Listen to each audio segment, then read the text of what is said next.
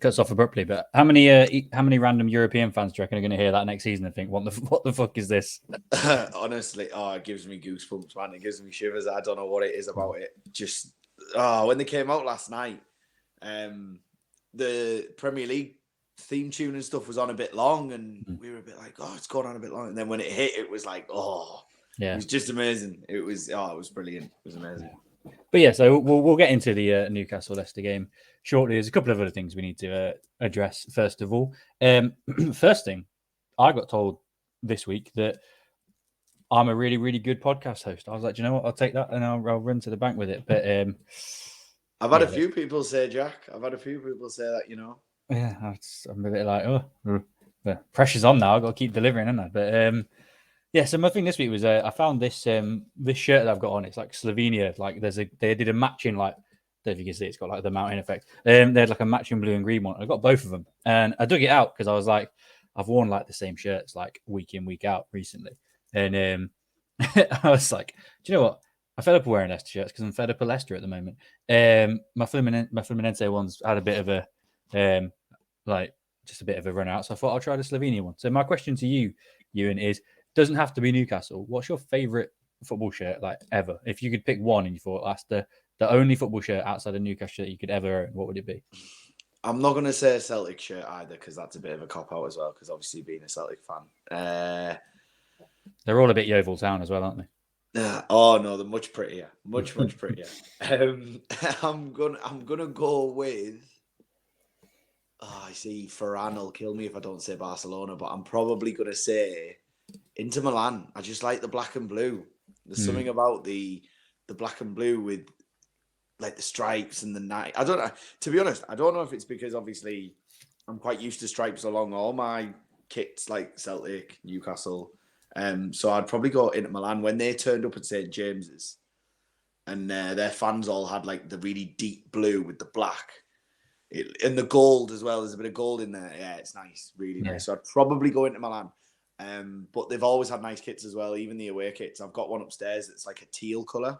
It's like a nice light blue colour, and it's one that they had with black around the collar and like a gold pipe in. It was really nice. So yeah, I'd probably go that one. But that was really under pressure.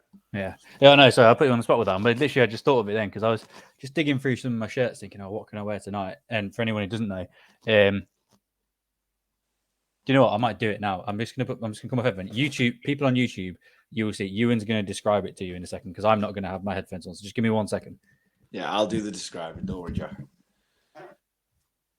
I mean, I've got a fair selection upstairs as well, but Jack's a big fan of kits, as you can tell. Yeah. He's got a fair few in there. He's got all the Leicester ones that mean a lot to him, and then he's got a fair few others as well that he really takes a fancy to. So those of you who were listening and not watching, that was my box of football shirts, and Euan, it's pretty big and pretty full, isn't it? Yeah, it is. Yeah, we're aficionados really when it comes to that, aren't we? Well, you've got your boot collections as well, haven't you? Yeah, I'm big on football boots. Unfortunately, we haven't plugged that actually. I mean, since we've been back, we haven't plugged it. So what's your boot? Yeah, actually, I've never thought about that. We haven't plugged that at all. For anyone who is interested in boots, and I'm talking modern and old school, I've got a fair few Predators and F50s and stuff. But check out at Footy Boots UK. Footy is FOOTIE, then Boots UK, and have a little look through my profile. I've always got boots kind of for sale and stuff at the minute. Just obviously moving into a new house, it's a little bit less on my priorities. But yeah, something I've done for quite a while and done quite well out of it. So if you're interested in football boots, go and check it out. Yeah, to be fair, I rate your Preds. You put them on Instagram the other day, didn't you? The ones you were wearing. Yeah, I got a lot of compliments on them as well. I might have to pull them out next podcast. So anyone on YouTube, if you're not on YouTube, it's a bit of a plug to try and get you to watch us on here, because I've got a fair few retro remakes upstairs at the minute. So, and I've got a couple more pairs coming as well. Well, I said I dug these. I mean, I'd say dug them out. I played them last night, and I do need to give them a wipe down, to be fair. But I got the Baggio. That is proper old school. When I'm talking old school, I'm talking about Beckham Predators. You're talking about like they're from like the old Italian lads who used to play like. They're the Baggios. They're Baggios, mate. They're not from that era, but they're like a remake of that one. Yeah. I was a Puma King Tiempo person, but then Yeah. I did have. Do you remember when the CTRs that they brought out, but they were not the original ones? Remember the ones they brought out with like that were like bright green with like the first touch, like the insole bit was like rather than the top bit for striking, it was the inside. I had a pair of them, and I had them. They were my summer boots. I think I was like 17, 18. I had them for years, and they when they eventually ripped, I was heartbroken because I played some of my best football in. They weren't very durable, those ones.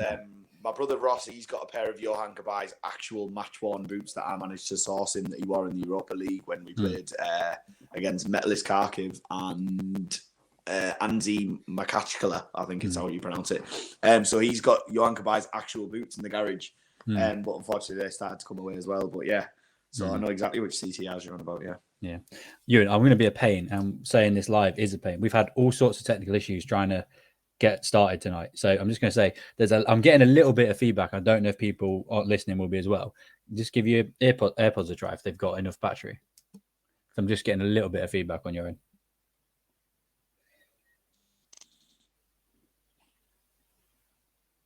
How there? Yeah, all good. I think the interference seems to have gone as well. I don't know what it was. There was just a little sort of annoying sort of fuzzy sound. I don't know what it was, mate. But anyway, we'll dive into it. It's still there a little bit. I don't know what it is, but we'll persevere. Why not? But so what I wanted to talk about today, first thing was we'll address the big elephant in the room, and that is that Man City are three-peat Premier League champions again.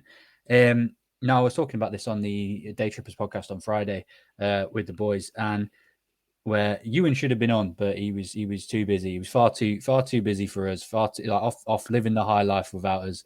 Had better things to do. But we were talking about that, and we were saying like City, as good as this City team are, and they have been phenomenal all season, that it kind of annoys me to say there's almost like a sour taste in the mouth when you think about where it's come from. But then people moaning that City have won 3 Premier League titles in a row. Is it any different to the 90s with United's dominance? I think the only argument you would have is that it's where the success has come from. Otherwise, it's no different to the 90s, really, is it? I'm quite passionate about this. It's all very well, all of these traditional clubs saying, and I'm not just saying it's them, but it's mostly them, they're the vocal ones. It's all very well them saying, oh, Man City have spent it. Go through time, go through all the history periods. There is never, ever a team, bar your team, Jack, right, who have done it on a shoestring. Nobody. Yeah, Arsenal, even Blackburn spent money, didn't they? Yeah. Blackburn with Shearer and Sutton. Arsenal, when they used to sign players like Francis Jeffers for stupid money, and then they had Sylvain Wiltord coming over from France for over 10 million. Dennis Bergkamp was a fortune. Henry was a fortune. It doesn't wash with me. The only difference I would say, and this is fair, is City's money is bankrolled by a Middle Eastern fund. I completely get that, and I do accept that. But you can also look at other clubs like Chelsea, who are now seen as being the traditional Big Six. There's no way in this world that they were even close to being what they are now before Russian millions. So Chelsea now are not bankrolled by a Russian, but still have that platform due to that. So you can't just criticise City. They're just doing it better than everyone else. And if you go through their squad and things like that, they have an insane squad. But if you go outside, like the first 16 players, they're then a little, I don't want to say weak because they're not weak, but they've got a lot of youth team lads sat on that bench who, like Rico Lewis, like Cole Palmer. Like Phil Foden hasn't played every minute this year either, has he? Yeah. Like there's a few who I believe who are playing more because they haven't got as strong a squad as they probably have in previous years. They haven't got that depth of 21 players. Whereas Liverpool, who've got a lot of internationals on their books. So I do think there's obviously criticisms, but who are they to judge? As long as they're not breaking rules, which people will argue they are. Well, I'm not being funny. Chelsea have had inflated sponsorships for years. So Tottenham. Yeah. I think it's thing.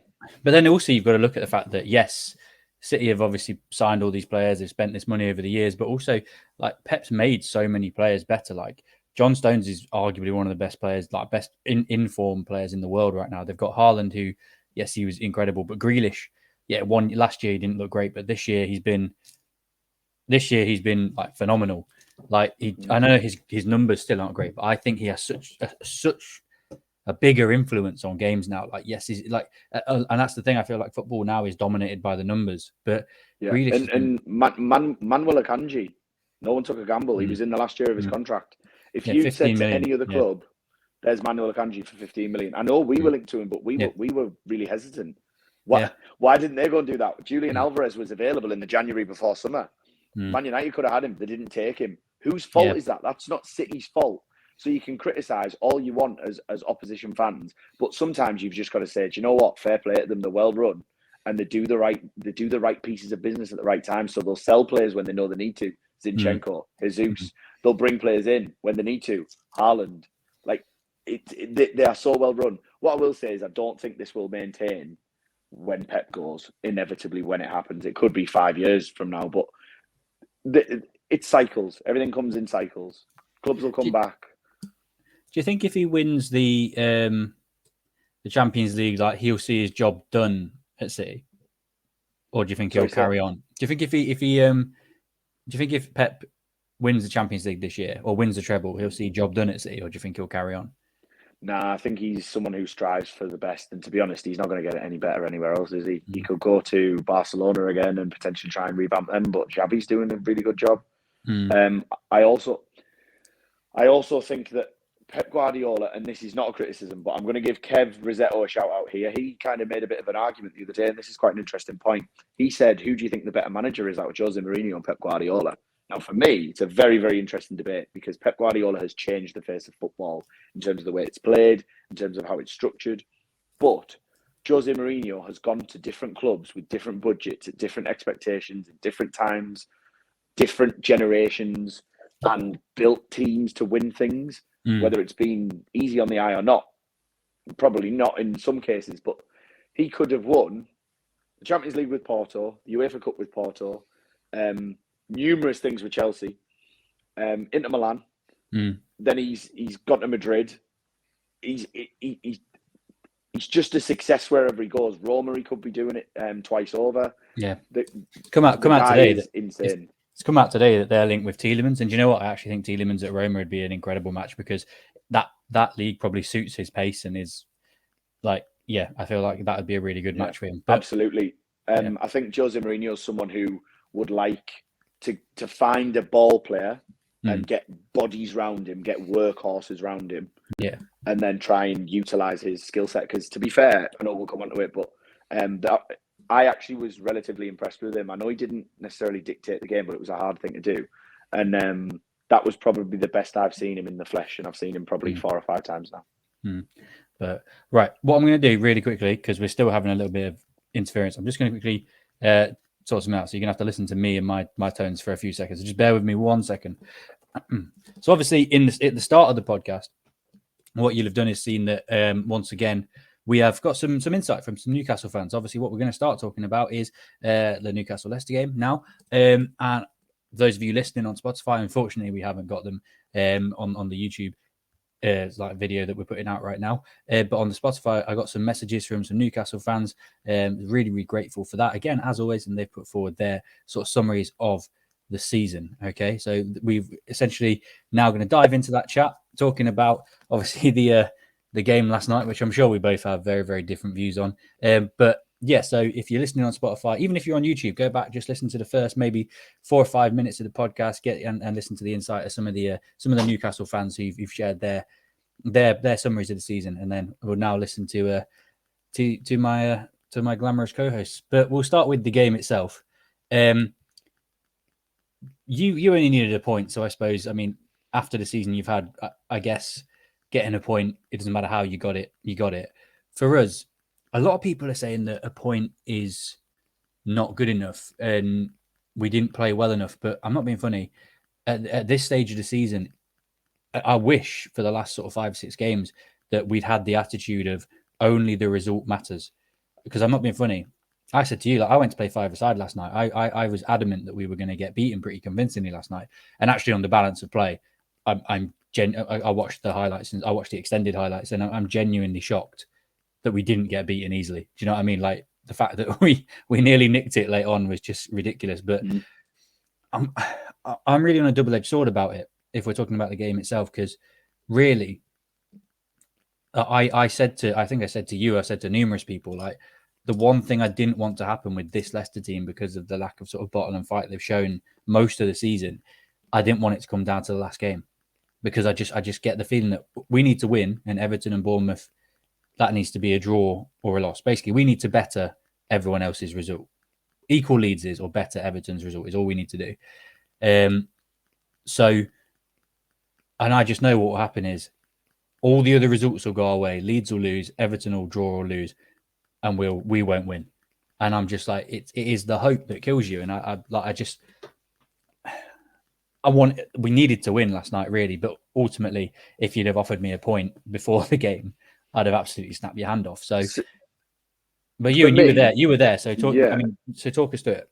I'll go through the Leicester side of it first, because obviously I take a keen interest in Leicester now. Obviously, me and you very close, Jack. We speak a lot. I think that a point was a very, very good result, and what he did, Dean Smith, was really quite clever, because there's so much to be gained from turning up to St James's Park in an atmosphere like that, which it was brilliant. I mean, during the game, it was a little bit more subdued because I think there was a lot of nerves. But if you go off what it was like before the game, and you know, all the flags and the genuine noise there was, your Leicester lads have turned up there and not conceded a goal. Like, I'm not being funny. Not many teams have turned up to first clean sheet in like 22 games. Yeah. So, but that alone might be a lift for Sunday. That alone, psychologically, might be a lift. And I know Castagna at the end, obviously because we stayed afterwards. Castagna was being like almost consoled by some of his teammates, and one of them, I can't remember who it was almost laughing.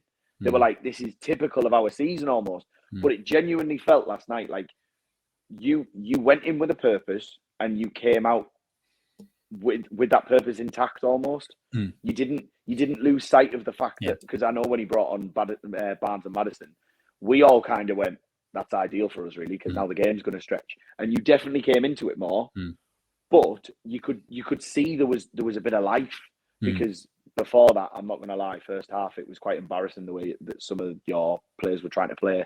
I know. I don't blame them. That's not a criticism. I think it's probably confidence. I think it's not to do with ability, but it was knock it long, hope that someone chases him behind. Vardy's not the same as he was. Iheanacho was getting very frustrated. Botman is so good at anticipating where things are going to be. He just mopped up. He just kept mopping up. Whereas second half, it actually felt like it was more of a purpose. So if you go into that thinking, we've just played 90 minutes at St James's Park without conceding, you did get a little bit fortunate in some bounces around the goal mouth and things, but you got to buy your luck. And you need West that. Ham. Yeah, you're playing against West Ham. We've got a European Cup final coming up. That's not their priority right now. You can turn up to Leicester with, as in your lads can turn up in Leicester and think, well, these fans are going to be behind us. We need to get a win. If we do our job and it doesn't go our way, well, do you know what? At least they've given whatever they could. And I know it's not good enough, given your expectations and the standards that have been set. But Everton are no great shakes. Bournemouth could turn up to Everton and shock them. But that's the thing. The one thing that a point did, in terms of, and this is the thing, I've said to you for ages, that I think going down is the best thing for us long term. But obviously, I don't want us to go down. I want us to stay in the Premier League. I want to see my team win games of football. But what that's done is that 1 point, has just turned the screw on Everton like a little bit, because yes, they need to equal or better our result. Granted, like if they equal our result, if we win and they win, it doesn't matter. But what it's done is that point has made them have to win, because if we win, we now go above them, meaning that if they lose, they're in, we're out, regardless of what Leeds do. So let's just assume Leicester beat West Ham, whatever, regardless of what happens, unless there's a massive swing and Leeds win like 17-0, which I can't see happening, but even though it is Spurs, but Leeds obviously, like, they might win. Like they need a huge turnaround. If we win, we're above Leeds, regardless of what they do. But Everton, then we jump above them. If they draw, we go above them because we've got a better goal difference. So they have to win. Like, it suddenly just turned that screw for them. Just that added little bit of pressure. Like if they, if like 60 minutes into the game, 70 minutes into the game, it's still 0-0 there, or like it's 1-1, and Leicester take the lead. Suddenly, there's huge pressure. There's uproar because they're going down, and that's what we need to do. We need to do what we did last night, and hopefully play better, but stay in the game, and then hopefully fight. Like, the crowd will pull them over the line and get them. Like, because honestly, if we're shooting towards the Kop second half like we normally do, like I'll be honest, we'll be like sucking that ball into the goal if we can, because it needs to, and the players need to be up for it. One thing that I genuinely think people are counting as a positive for Everton is actually their biggest weakness. Everton have never been relegated, and the Scouse Mackhams love telling everybody how they have never been relegated, right? Well, I'm not being funny. They've been lucky for 2 years running now, if they stay up. And they've got a big FFP hanging over them. Yeah. So for me, their fans are going to be as tense and as anxious as I've ever seen them. And by the way, they live life on the edge, that lot. They are so up and down, it's untrue. Yeah. You know, Lampard was the saviour at one point, and then they couldn't wait to get rid of him. Blah, blah, blah. You know how it goes. So they're going to have to turn up to Goodison Park now, these players, thinking, shit, Leicester could quite easily, because you've been in late League One. You've been there. Your fans are going to be there no matter what. Those Everton fans are clinging to this only thing they've got in the last 40 years, which is not get relegated. Yeah. There's too much pressure for those players, some of them. They're not going to handle that pressure well. Yeah. Your lads, doesn't really matter, because you've said it before. Lots of your players are going to leave anyway. It's almost like they're playing with the shackles off a little bit now.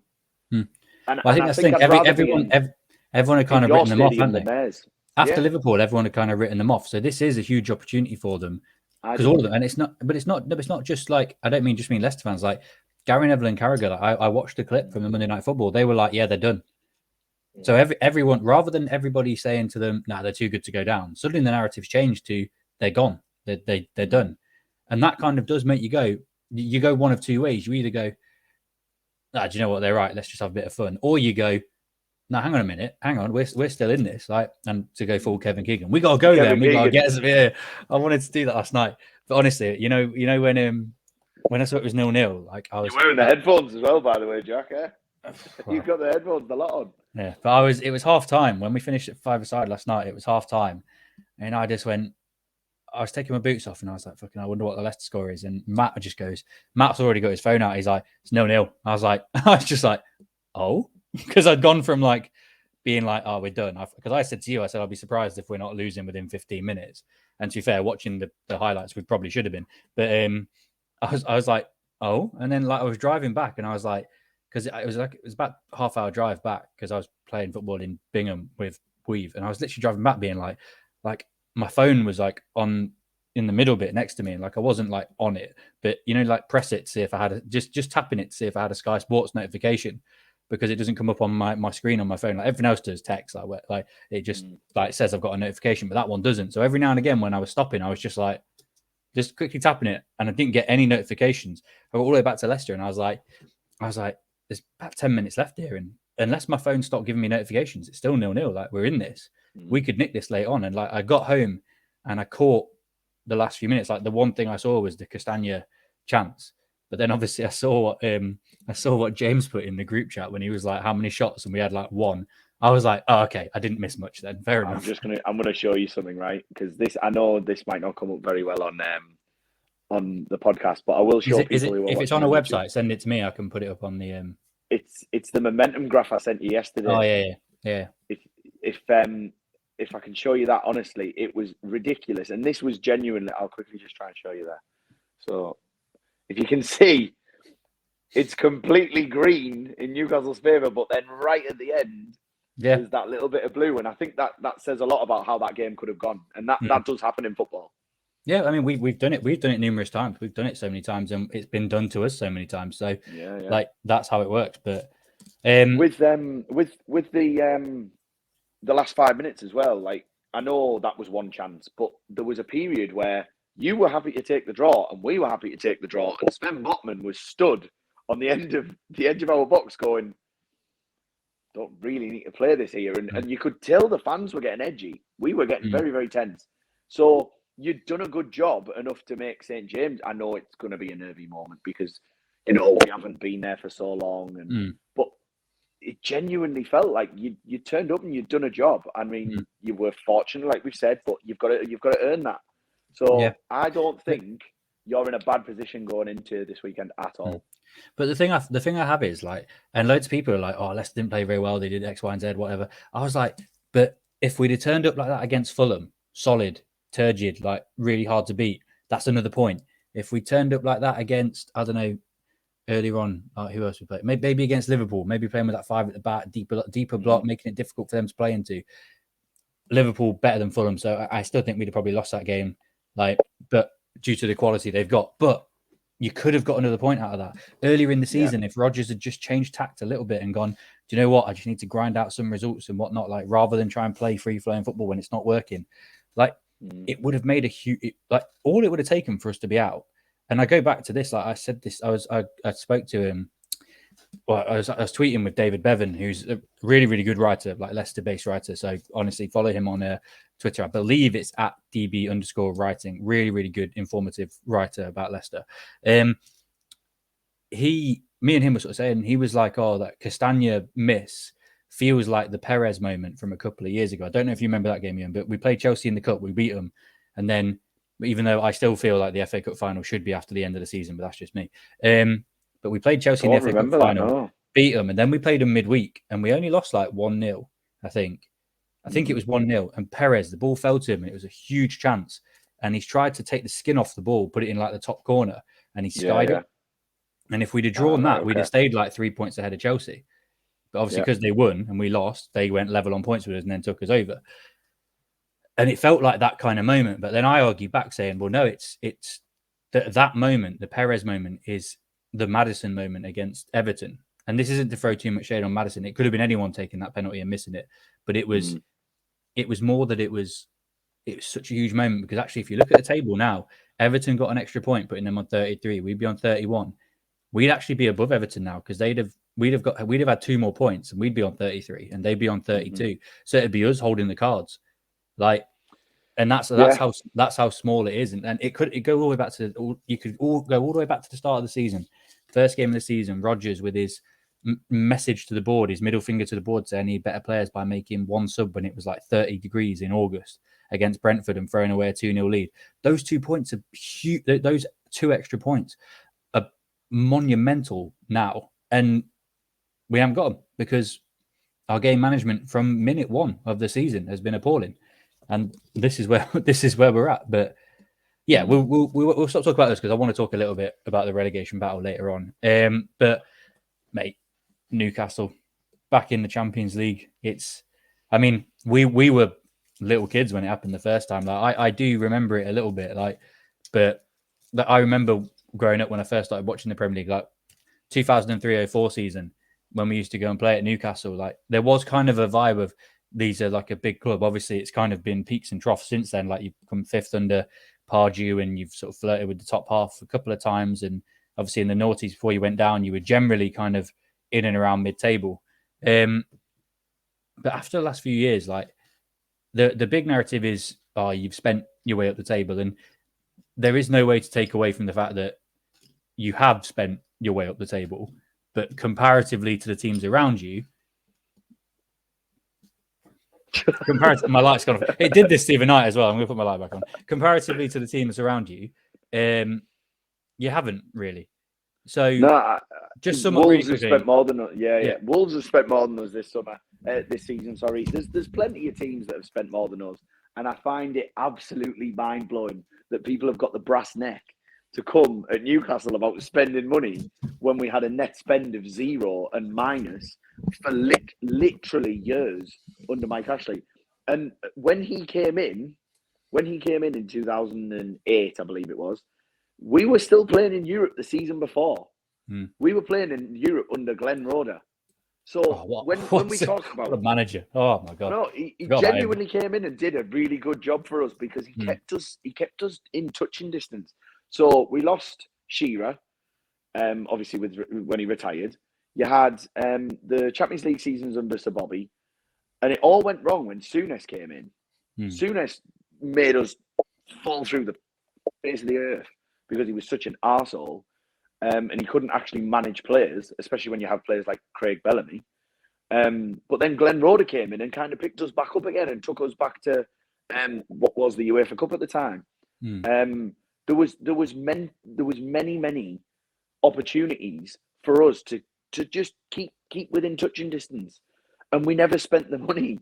So when people come at us and say, "Oh, well, you've spent this, that, and the other," honestly, if they come at me in 5 years, I'll go, "Yeah, all right, whatever. I don't really care, but okay, fine." We spent nothing under Ashley. The only time he spent was when we got relegated, and he protected his investment, and he knew he had to speculate to accumulate to get the Premier League money, which he would then take off us and not put a penny in. That's how he ran us, which is, again, kind of his prerogative to do what he wants. But you can't expect the fans to sit there happy for that many years and just accept it. It's not going to happen. So when you look at what Man United have spent over the last 10 years, and I don't mean to just pick on Man United because it's not just them, they've spent over £1 billion. We've spent nothing in comparison. And we're currently above them in the league. And we just played them in a final this season. We're going toe-to-toe with Manchester United. And everyone keeps saying that Ten Hag, he's done a good job. I'm not so sure. I think it's probably a 6 out of 10, if I'm honest. He's won a trophy, so you could maybe bump it to a 7. But he hasn't implemented a style of football, despite having unreal talent at his fingertips. He hasn't maintained any consistency out of his best players. Rashford's gone off the boil again. I say this every week, I swear I do. Bruno Fernandes is a great footballer, but he doesn't have that influence he had when Ole Gunnar Solskjaer was there. So you cannot tell me we don't deserve to be where we are on merit. It's not money, it's merit. And if genuinely, if it was so easy to do, why didn't someone come and buy Dan Burn? Why didn't someone come and take Kieran Trippier for 15 million? Why didn't someone come in for Alexander Isak at 63 million? Because they didn't think they were worth it. It's easy to say it in hindsight. Bruno Guimaraes, nobody knew. Nobody knew much about him. Everyone was aware of him. Nobody knew what he could become. And you get loads of Liverpool fans saying it now. You get Chelsea fans saying it. Oh, why didn't we gamble? Yeah, why didn't you? Yeah, it's that easy. Go and gamble. Because we picked him off Lyon, who were a European side, when we were 19th in the league. So don't come at us and say these things without actually doing your research. I'll happily say, yes, we've spent money. I'll happily say it is oil money. Yeah. But we are only spending what we haven't spent yet. So you're going to be really pissed off in 3 or 4 years when we actually do start throwing money at it. And I don't really want us to become that team that just throws unlimited money at it like Chelsea have done. That's not really how I want to go about it. I want to grow gradually. I want to grow in a measured way that's almost in an organic way, like more. Like you've got the money to spend there. So if a player becomes available, you'll go and get them. But you're not just going to go and spend loads of. You're not just going to throw money at the problem. I think we've even demonstrated that so far anyway, because there was a period where Diego Carlos, who's now at Aston Villa, last January, not the January gone, but the January when we were at the bottom, we were desperate for centre-halves. And that's why we ended up with Dan Burn. Because Sevilla wanted 50 million quid. All right, then get real. 29-year-old. Sven Botman, they wanted 50 million. We went back in summer and got him for 33. We're not going to overpay. We're not going to stand because it'll ruin us financial fair play-wise. And you've seen Everton ruin themselves. I'm hearing Lopetegui, Wolves, is on about potentially walking because they've told them that you can't spend any money. We've put ourselves in a hole. You can come at us with the money spending argument, but when Everton have spent what they've spent, and Spurs have spent what they've spent, and Man United have spent what they've spent, and none of them have won a league between them, yet we broke the Champions League and only us and Leicester have managed that since 2006. It honestly, water off a duck's back, to be honest. Really is. I think ultimately, all of us want to do, like the reason we go to watch football is to see our teams win. And if you see the team win, that's huge for me. Like that's something that I just want to see.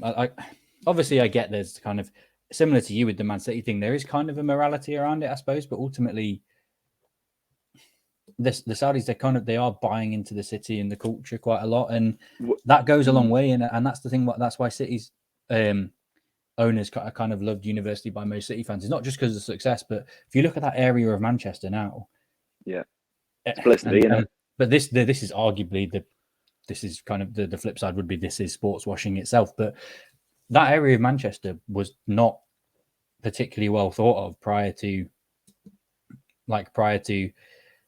Man City's takeover. So it's kind of, it shows what can happen when that money is invested into areas in the right way, as opposed to just thrown in the deep end. With the Saudi investment as well, and this is something I want to mention because I am very politically minded. I am a very certain alignment, and Jack, you know what I'm talking about. I am very much working class. I support everything that stands for. But I also want to say that despite the morality issues, and there's no doubt there is some, and it does sit uncomfortably with me at times, the Saudis, people won't know this, right? And it'll get up people's nose. The steelworks in Teesside were closed down. They were shut off. They were closing down. And people of Stockton and Redcar and Cleveland and Middlesbrough won't want to admit it, but the steelworks were saved by PIF. The same people who own us, the investment fund, went and invested in Teesside and created, I can't remember how many jobs it is, and I don't want to speculate because I wouldn't want to get it wrong, but they've invested however much in the steelworks. Why have they done that? Because they're investing in the North East. The North East are now benefiting from it. Why should the North East suffer as an area, as a region, when London can have so much investment when they want it? Manchester can have so much investment when they want it. They're starting to invest in the steelworks. They're investing in the docks, in the shipyards. I want that for my area. I don't just want it for, I don't live in Newcastle. I live in Darlington. I want Stockton, Middlesbrough, even Sunderland. I don't like them as a football club, but these people are closer to me and what I am than what I am in people like London. Yeah. And down south in the nice green areas. I don't subscribe to this view that they are coming in and sports washing completely, because there will be benefits to this. I've heard rumours, and this is coming from like good sources, that Aston Martin are partly owned by PIF, quite a big proportion of it, and so McLaren. They're on about building an F1 facility in Northumberland to try and create jobs and attract people. That bring it would replace Toyota that left, wouldn't it? Yeah, like there's so many benefits. Sunderland. I mean, we're getting very political now. Sunderland voted for Brexit, right? Yeah. Sunderland, as a constituency, voted for Brexit, and then they just went, right, let's shut down all your jobs. Why are people suffering if it means that foreign money is coming into our country to help better the lives of people who are like me and you, Jack? I don't see that being as much of an issue as it's made out. The only reason it's an issue is because they own a football club. The difference, though, is like you look at the Glazers, and even though comparatively to the amount of money that United make every year, they're taking money out of the club, therefore taking it out of the area in dividends. As long as they are taking that money and putting it back into the local community and back into the local area and helping local people in the Northeast, yes. But I kind of prescribe to what Gary Neville was saying, when he first talked about it, and he said, no, we shouldn't get around the table. We shouldn't exile these people. We should get them around the table and say, look, if you want to be part of our, because you technically are, by investing into our communities, you are part of our society and part of our morality. To do that, you have to sit down and the way that we had it kind of forced down our throats, rightfully or wrongfully so, that when we're all in Qatar for the World Cup, we have to abide by their customs. The same thing has to apply the other way around. If the Saudis and the people from Qatar and whoever else want to be involved in English culture and English football, they have to abide by our way, which means supporting the Rainbow Laces campaign, by supporting things like the women's game, by supporting things like and the BLM, again, without being too, like when people are taking the knee and stuff like that, rather than whatever you want to think about it, those things need to be put forward, because ultimately it's people's choice. But then you have to be balanced with that. I mean, there's obviously the player, I think he was at Toulouse, who came out and said, I don't agree with this LGBT, but then you're but you're happy to wear a gambling sponsor and shit. But again, it's hatred at the end of the day. It's you have to be really careful with the nuances before people take them out of context. But ultimately, and this is in all walks of life. Before we get to we're picking on one group or another or anything like that. In all walks of life, people have their own moral codes, whether we agree with it or disagree with it. People do, and there's nothing you can do about it. You sort of have to try and lead by example and show them a different way. And that's all you can do. You can't force people to do things they don't want to do. But if you believe that you're doing the right thing and you're trying to help people, then what's wrong with that? Couple of things about the round the table thing. If you want change, which people seemingly want change, right? These human rights issues are an issue. They are a problem. This needs to change. If you want that to change and you genuinely want that to change, you need to speak to these people. You need to get on a level with them and try and make them understand why it's not right. If you're going to do that, you need to try and implement some sort of strategies as to get them round the table and say, right, look, whatever you believe, we don't subscribe to that, and we want to put forward our argument as to why that should not be the case. Yeah. We're not going to do that if we go, oh, keep those people over that side of the world, I don't want anything to do with them. That's not a productive way of thinking. The world is so much smaller nowadays, and we can have so much more influence through mediums like we're using now.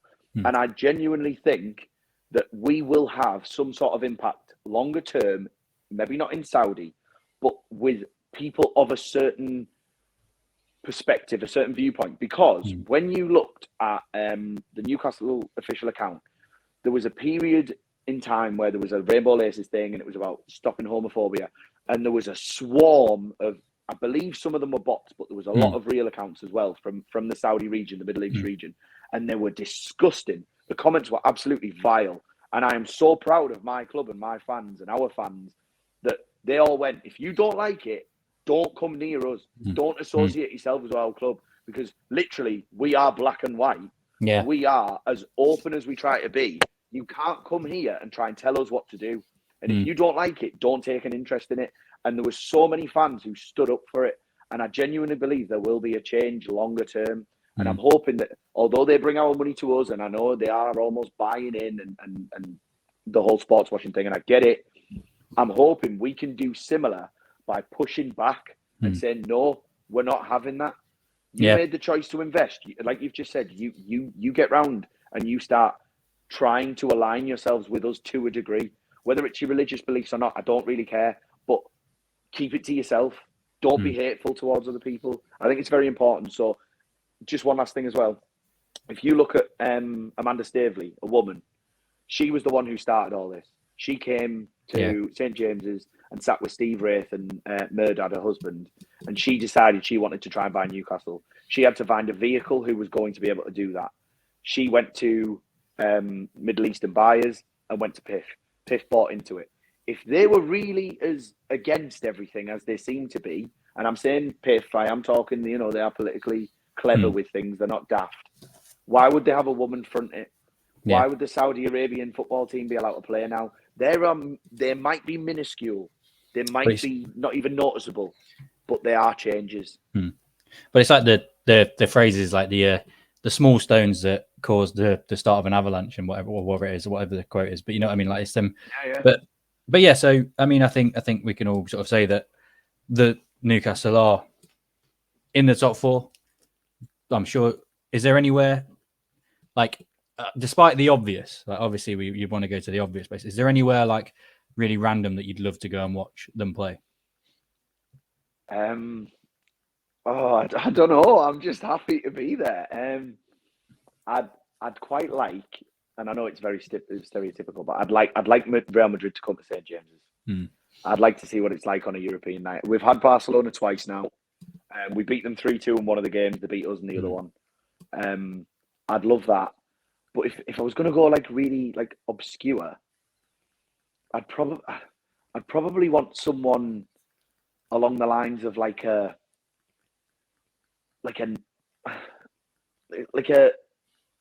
Portuguese team that's like a Porto, or somewhere where their fans would come and swarm our city and we go and swarm theirs and get like a bit of a almost like a partnership type thing going on. I would love something like that. And then Germany would be quite good, just because I think they kind of have a very similar footballing approach to us. So I mean, I don't care who we get. I'm just so happy. I'm so happy. Yeah, well, we are on that about the European football thing. We're planning a trip at some point. Probably not going to be till like October half term now, based on the summer and fixture lists and short term turnarounds. Yeah, that makes sense. Yep, that's right. We are planning a trip the places we've kind of, well, I say we, it's mostly me, putting forward is places like Cologne.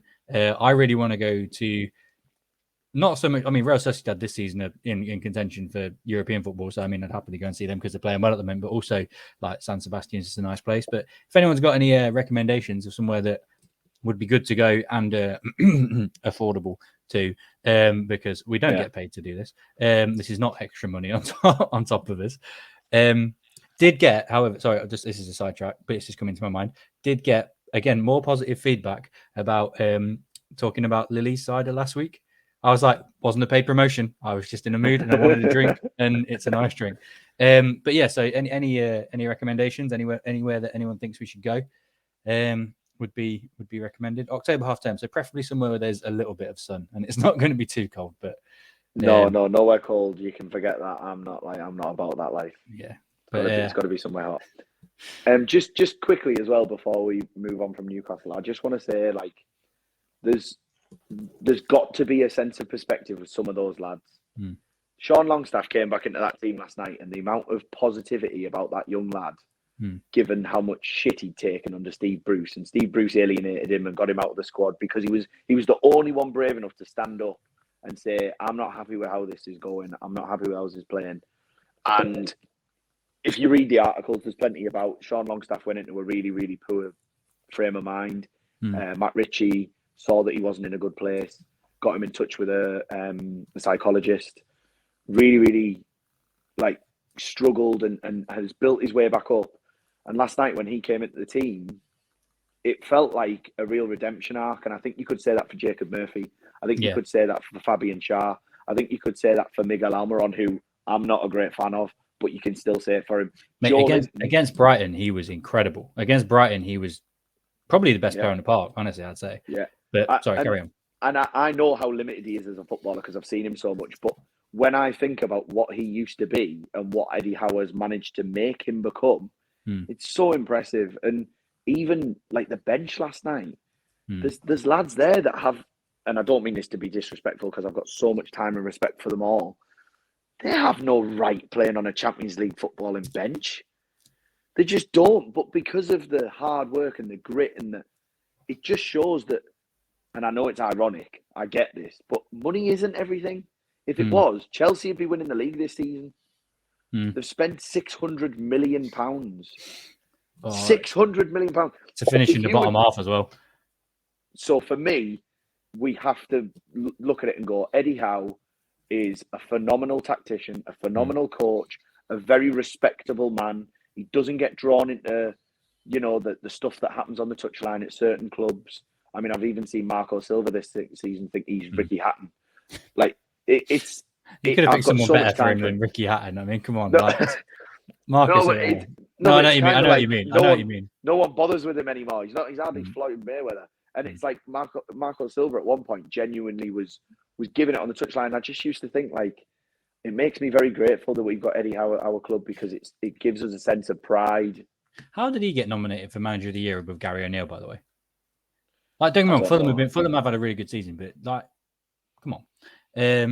But yeah, I want to do a really quick fire thing at the end, and I know where this is going to go. But I'm going to quickly just share my screen. Where am I? Which one do I want? I haven't done this for a while. Right. Last thing then, before we move on to Obscure Footballer of the Week. There's the table. There's what the last thing that matters, really. No offense, United and Liverpool, but if United get a point against Chelsea, that's wrapped up as well. But there's the bottom three. So you've got Southampton. Oh my God, Southampton's form. Fucking hell, that's awful. Not that ours is much better, but that's stinking. That is that's really bad. Yeah, Leeds. The glaring thing in there is Everton have got that win, but yeah, Euan, I'll leave this up to you because I know that fluke though that win. I mean, it was a great performance and they did brilliant. Let's not get it wrong, but Brighton don't get turned over 5-1 very often. Do you know what I worry? You've got to see that as an outlier. Do you know what I worry about looking at that? Bournemouth's form. But it was the same as Liverpool. Liverpool went on this amazing run, but it's hard to maintain that. Bournemouth aren't going to consistently keep losing games. but they They've might. got to and change it around at some point. But this is the thing. Now that like that if you go back those 3 results, it kind of goes back to the point where everyone's gone, "Oh, you're safe," and they've then lost 3 games on the bounce, which makes me worry. I didn't know that. I didn't know that. So my heart's just like dropped in me. Like I'm just like, not that I was holding out that much hope anyway. But the good thing is, worst, mate. Expect the worst. Don't think positively. If we look at it though, our goal difference is really helpful. That's like an extra point. Like we win, Everton have to win. That's all we got to do is just win. And West Ham's form is hit and miss as well. You see that they've lost 3 out of the last 5. So they're gettable. You know what I mean? And I think they'll make a lot of changes ahead of the final. The big one is Leeds. I think everyone's kind of going, "Oh, it's Spurs," you know, but this could be Harry Kane's last game for Spurs. He might really want to deliver. And also, you know, it is Spurs. They've still got Leeds are fragile. Spurs have got quality. I think if Spurs score early there, it's like, because I mean, Leeds were really good first 10, 15 minutes at the weekend and then fell apart. Like, I'm not being funny. Like a couple of my, Blakey's a good example. Like a couple of my mates who are Leeds fans, like my mate Webber I was talking to this morning, he said he's similar to me. He was like, he's just given up with them. He's like, he hasn't got any hope with them at all, even if it is against a Spurs team that hit or miss. But yeah, they are a fragile side. I genuinely think that I've got this belief that on Sunday, every single one of us could be safe at least 1 point in the game. I think this so too. I genuinely think so too. And it's the first one that gets the setback that. So like, I think all 3 of us will be safe at 1 point. I think we might take the lead. I think Leeds might take the lead. I think Everton might take the lead. But it's as the game goes on and the pressure builds and you think we're hanging on and we're hanging on and it's who blinks first. I think that's what it is. I think Leeds are the ones that, unfortunately, and I say this with a heavy heart because I do have a bit of a soft spot for Leeds just because I've got a fair few mates who are quite nice and they don't give me grief, but I think they're gone. Yeah, but they're still in with a sniff, and that's what. I mean, do you know what I mean? As long as, like I said last night in the message, the fat lady, her set list is currently on the side. She hasn't picked it up and started singing yet. She's ready. She's all ready to go, but she hasn't quite. She's warming up the pipes as we speak. It catches you up. Relegation catches you up. They stayed up last season. Everton stayed up by the skin of their teeth last season. It comes to bite you eventually. I mean, just look at us. Look at Sunderland. Look at Bournemouth. Yeah. Sunderland. I think Sunderland are the closest ones to Everton at the moment. How there was a bit of financial trouble off the pitch, and they just kept getting out, and they kept getting out and getting out, and then suddenly it was just you can't keep doing it anymore because your best players keep leaving, and then nobody really wants to go there. Like Onana's a decent player, granted. Calvert-Lewin is still there. Like, but you look at the players they recruited. Michael Keane, Tarkowski, McNeil. I know Michael Keane was already there, but like they're regular players for him. They've all been relegated before. Like Michael Keane went to Everton and then was ousted from the team until Dyche came back in. Like I'm not saying that all their players are bad because they're not actually. I think they've got some decent players, but that's why they're in the Premier League. But yeah, I don't know. But I just think for Leicester, I think we just need to get up for it. And if we're up for it, there's every chance we win the game. And I think these players need to just for 90 minutes. That's all I want them to do. Just for 90 minutes, just turn it on and work their absolute backsides off. And I don't care if they're doing it for the fans, doing it for themselves, doing it. Like, I don't care. Like, but if you want to win this game, you wear that. If it's the last time you ever wear that shirt, you leave that pitch. You leave that pitch at the King Power on Sunday, and you say, yes, the 37 games before that we weren't good enough, but on that day we left absolutely everything on the pitch. And if we came up short, we came up short. We can blame all the other problems. But on the day that it really mattered, we did everything we could to win that game. And I don't care who they do it for. I don't care whether they do it for themselves or for the money or for their move or whatever. But as a Leicester fan, I'm going to say now, this is my last little impassioned rant to the Leicester players. I know none of them will be listening, but if they are, do it for yourself. Do it for your big move. Do it for the fans that will be in the ground that will be getting you back. Do it for Vichai. Do it for fucking Gary Lineker. Do it for Emil Heskey, Dion Dublin. Do it for Matt. Do it for fucking Richard III. I don't know. Like, he's found in a car park in Greyfriars. Do it for him. Do it for David Attenborough, Engelbert Humperdinck. I don't know. Mark their own Selby, professional Thomas pride. Do their it. own professional pride. Like, Do it for fucking Doc One as well.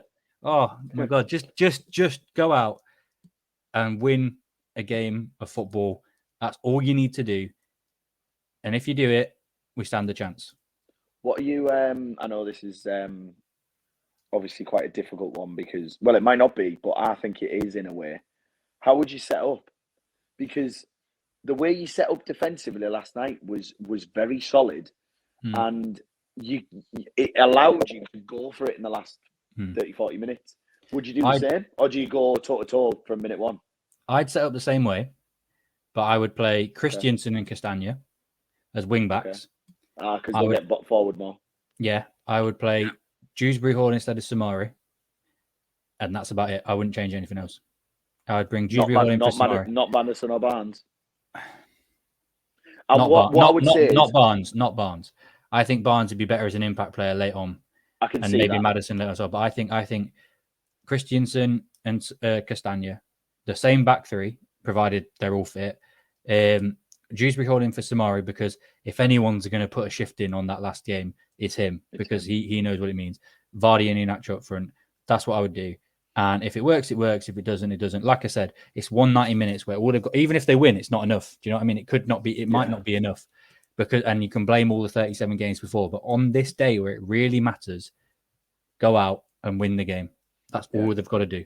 Just my 2 pence is Evans took a bit of a knock. He was holding his hamstring at one point, but I think he looked okay afterwards. I'd go with the same fullbacks you said. I'd go with the same midfield you said. The only thing I'd be doing differently is I'd be taking out Vardy and bringing him on as that 30. Let's say you need a goal. When Jamie Vardy steps off that bench, the crowd's going to erupt. Well, I just came on and he was running the channels really well. He wasn't running in between the posts, which was a bit of a problem. But Iheanacho's a bit of a poacher himself. Yeah. Well, I think any other game I'd agree with you, but this last game, I would start Vardy because I think he knows that this is his last chance to ever play in the Premier League. I don't think many people will take a gamble on him with the money he's on. So I think for him, he's going to go, I want to stay in the show. And he will get every ounce of energy he's got left in that tank, and he will leave it out there, because even though he's not from Leicester, he's a Leicester lad, really. He's an adopted son of Leicester. Yeah, I think him. Yeah. You need those players on the pitch. Do you know what I mean? Yeah. You need them on the pitch. But 100%. Right, we will come to this on Monday, and I'm really hoping now that Euan, you might be available on Monday now, correct? Potentially, yeah. There's a good chance. So I hope that will be the case. But otherwise, we are still recording and releasing next week. We've got Den, who's an Arsenal fan. He's been on the Day Trippers podcast with him. Really insightful. He's coming on and we've got Alex Hilton. So he's a comedian, plays the Edinburgh Fringe Festival and things. He's worked with BT Sport before. Man City fan, and we're going to talk a little bit title race next week. So even if Euan can't make it, I'll be there doing that. But we cannot end an episode of the Talking Balax podcast without Obscure Footballer of the Week. And I've got an absolute rip snorter this week. Oh, you bastard. I just want to say the amount of positive feedback I've had off this. I did it on the Day Trippers on Friday. Did you? All the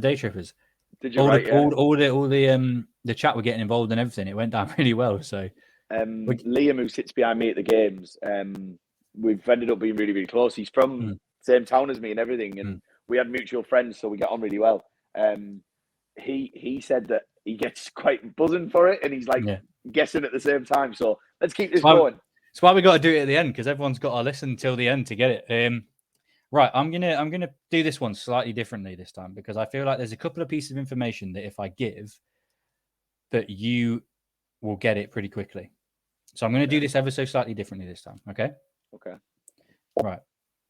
So for those of you who don't know, last week, actually no, I'm not going to say which ones we did last week, because if you haven't listened to it, go and listen. Yeah, go and see if you can beat us to it. I was terrible last week on the Leicester relegation special. It wasn't.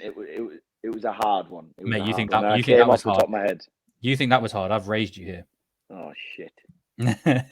Right. Oh shit. I'll start with the date of birth. I was born on the 6th of October, 1981, in the USSR. Okay. Right. So you know what part of the world he's from? Yeah. I know this is going to sound mad. I have a name. Go for it. But I'm not. Go for it. No, Guess. because if I get it, Guess. it's going to ruin it. No, if I get it, I'm going to write it down. And I will keep it. No, guess, because I've got backups. All right, okay. Alexander Haleb. No. Oh, thank God. I'm quite pleased I didn't get that. Yeah. No, if I have got backups because I've always got 2 or 3 in the locker just in case somebody does get Because it. he'll be like about that age, won't he? Probably, Belarus. yeah, probably. Okay. Right. Again, not going to give you the first couple because it kind of gives it away. Right. I played in England between 2001 and 2011. So I had a 10-year spell in England. Well, in the UK, sorry. Oh, you changed it. You said UK. Yeah, sorry. I meant to say UK. So I had a 10-year spell in the UK. I joined. I played 357 games, scoring 11 goals. Okay, so he's probably a defender. He might be. Okay. I made my career in. I'm struggling. I made my debut in the UK for Dundee. Howard Jack. I know Scottish football, but that's taking the piss, right? Okay, yeah. Next one. I then went on to play for Rangers, Blackburn, right. Reading, and in the middle of that, I had a loan spell at Newcastle United. Oh shit! Right, hang on. Wait. How are you? And it should have got easier now. hang on. Say that again. Say them teams again. So I started at Dundee, went to Rangers, Blackburn, Newcastle, and then Reading. I've got it. Do you know what? I don't know if he played for the others, but I know he played for Blackburn and Newcastle. Is it Zurab Kiranishvili? Yeah, Zurab Kiranishvili, yeah. Get in there! But he was Georgian. That's what I said. If I'd have said he was Georgian. born in... Yeah, I said if he was born in Tbilisi and then played for Dinamo Tbilisi, Norchi Tbilisi, Lokomotiv Tbilisi, and then went back to Dynamo Tbilisi later on, and then said he played for Georgia. He's a bit of a shagger, wasn't he, for the Tbilisis? And he's currently the Georgia under-21 assistant manager. It probably would have given it away, I'd imagine. Yeah. Do you have another one? I can. I have got another one. I'm enjoying this, Jack. It was a really good one. It was. Oh my god. I did have it then. Oh my god. Hang on. Zurab Kijanishvili. I was more bothered about the pronunciation. Right, I got a second one. Why not? I got a second one. Okay. I'm not going to say the team he played for in England because it does give it away fairly quickly. That'll be like my last clue. I think. Yeah, make it as hard as possible. Yeah. Yeah. I was born on the 13th of September, 1987. Okay, so he's right. Okay, yeah. I was born in Scarborough, Ontario, in Canada. Oh, right. Okay. Right. Okay. I made... There's no total appearances on here. Let me do some quick maths. Just give us a rough estimate. I only played about 250 career games and scored about 48 goals. Okay, so 1 in 5-ish. Yeah, which isn't bad, actually. No, that's actually all right. Yeah.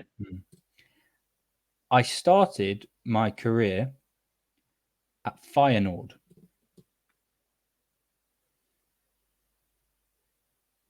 Okay, I think I've got it, but I can't remember his name. He was, yeah, I know who it is. Did he play a lot of his career in the MLS? No. Didn't play in the MLS once. Oh, right, it's not him then. Unless it's his brother, because I know he's got a brother. Right, keep going. I then moved to Mallorca and Villarreal before moving to England. And then I made the move. Can I just ask, was it actually England? No, but he did play in England.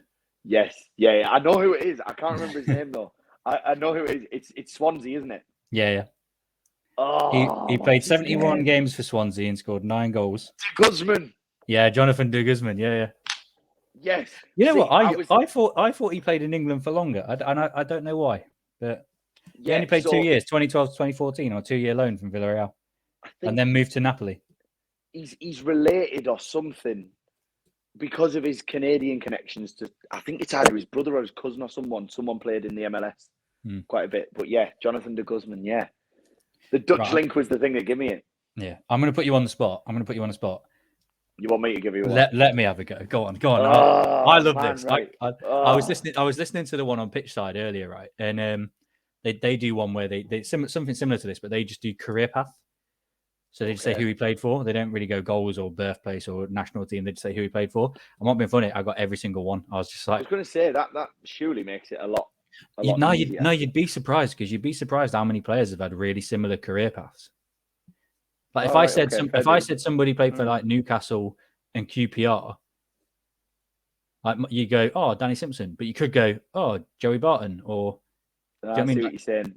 Les Ferdinand, couldn't you? Like, do you know what I mean? There's loads of players you could do that with. I mean, I've said 3 off the top of my head. That's probably the only 3 now, isn't it? yeah. I know. I was going to say you managed to rattle those off quickly there. But that's what I mean. You know, maybe you're right. Maybe it is easy. Give me a minute because what I'm doing is I'm actually just going on a random football Premier League player generator, and I'm going to pick one every time I generate it and see if one comes up because I want to make it a little bit more difficult than. No, don't make it more difficult. I thought the ones I had were difficult. I don't know. I forgot he played for you. To be fair, but the only reason I got that was because I searched random Blackburn players from that era and I found him and I was like, oh, that'd be good. Oh God, this is much harder than I thought. Right, I tell you what. You're gonna have to fill the gap here for 30 seconds, Jack. I'll sing a song if anybody wants. God, no, don't fill the gap. Leave it. Hey, I could be a good singer for you, you know. Do you know what you could be? You could be. I'm not. Oh, okay. I think I've got one, and I'm hoping it's going to be. Yeah. Okay. I think I'm going to go with this one. Yeah, I'm going to go for this. Okay. It's not as hard as I believe you might think it is. So I'll start with that. Right. No, he was born 12th of Jan, 1986. Could still be playing. He, right. This is where I'm gonna. He plays that 1, 2, 3, 4, 5. Journeyman. 15 teams, or some of them he went back to, but 15 different moves throughout his career. He played international football for a major European nation. Right. But wasn't born in Europe. He was born in Argentina.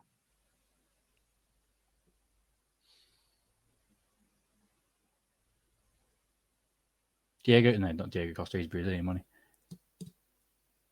No, carry on. Okay. In his career, he played. He didn't. Leonardo Bonucci. No. Never played in the Premier League. What am I about? He played 269 times and scored 88 goals. So he's got a good record. I'm gonna go with like an average is about 1 in 3. I'm gonna go with like an attacking midfielder. I don't know if that's quite good enough for a striker, but in the last 4 years of his career, he played 5 games. Oh, dear. Because he took up a different profession.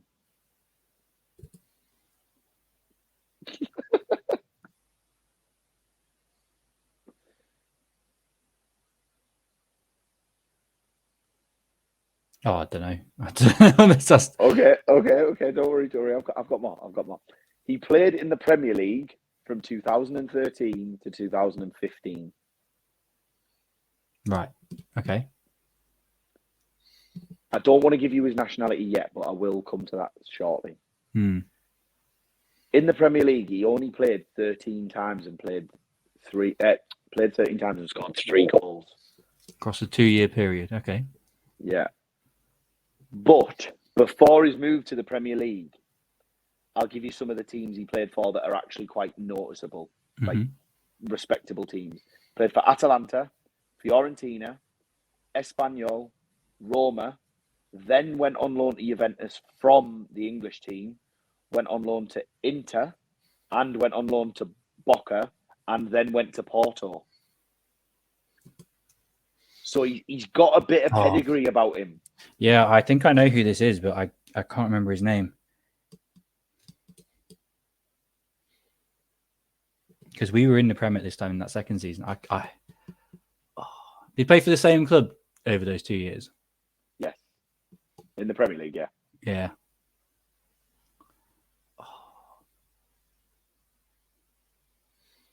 I assume based on his starting career, he played for Italy. Yes. Well done. Yeah. He was an Italian international. Yeah. Oh my God. Ow. Alberto Paloski? Nope. I'm going to give you a little bit more of his. So his career that he decided to take up was to become a musician, and he was a guitarist in a band. Right. This doesn't really help and me. I'm also just going to say he was a fucking lunatic. Oh my God. Well, he's why do I feel Italian and Argentine and wanted to be a musician. Like, it's not really a surprise. Why do I feel like this should be really obvious and I'm not getting it?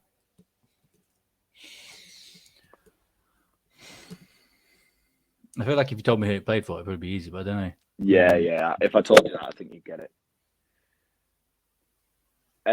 I'll tell you what. I'll just double check this, but I'm sure. I can give you a This is like Zhorkov the other day. It's like there's loads of like asterisks to all the facts. Like it's like he's Italian, but he's not Italian. Like okay, so this is interesting. When he played for Espanyol, he then came to he went to Roma first, then he came to England. But he followed a manager who is very highly thought of in England. Very highly thought of, but hasn't managed in England for the last couple of years, 2-3 years. So he played for Pochettino, basically. Yeah.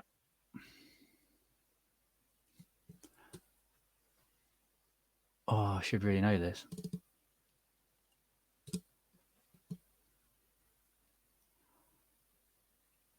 Who played here in that year? He played for Newcastle as well. No, he played for. I can tell you the club. Well, you've probably worked out anyway. Was it? I thought he played for Newcastle. Was it Federico Fazio? No. He's a striker. Oh my God! How do I not know this? Played for. He once got sent off while he was on the bench for kicking one of our coaches in the balls. Oh, that's good. That's good. True fact.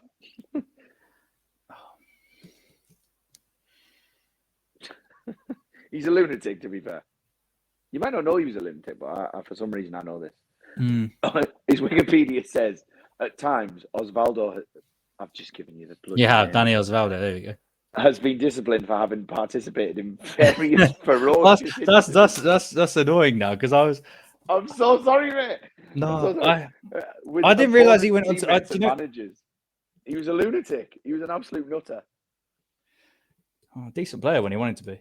He was, yeah. He had a really good goal record. I mean, at Roma, he got 1 in 2. Espanyol, he got better than 1 in 2. At Inter, he got 1 in 2.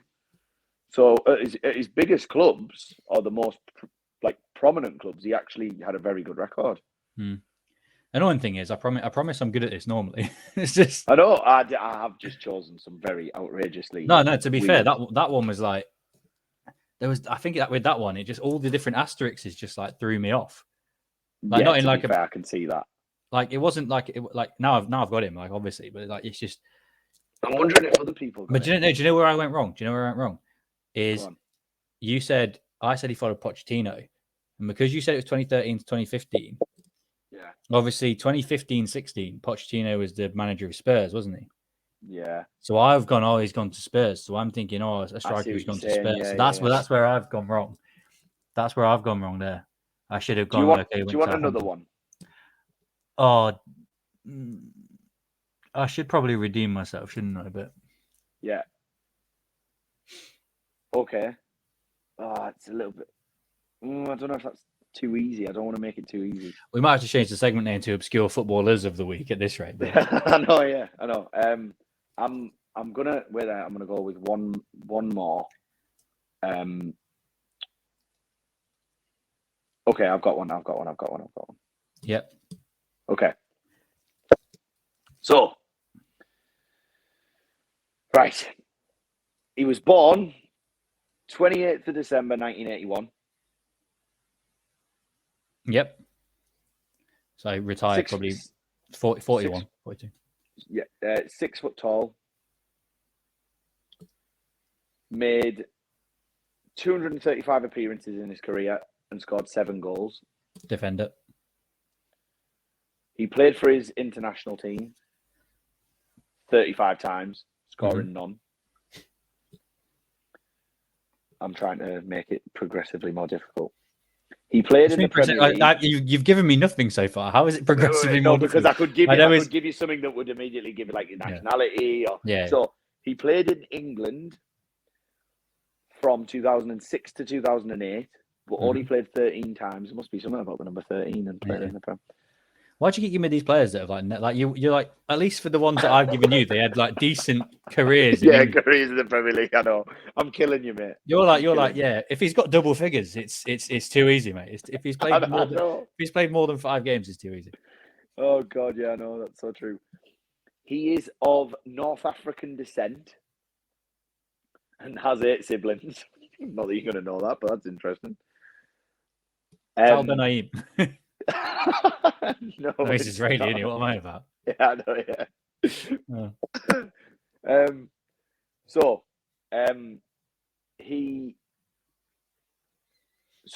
He's North African descent. Started his career at RKC Valvik. Yep. He then moved to Germany before his move to England. When he came to England, and this is why he came into my head, I don't know why, he wore a very mental number for the position he plays. Can you remember William Gallas wore, was it something like number 10, playing centre half? It was probably more mental than that. I would say so.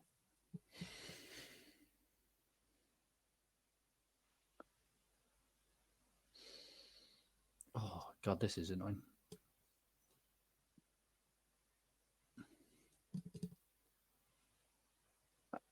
After playing in England, he moved to Sevilla.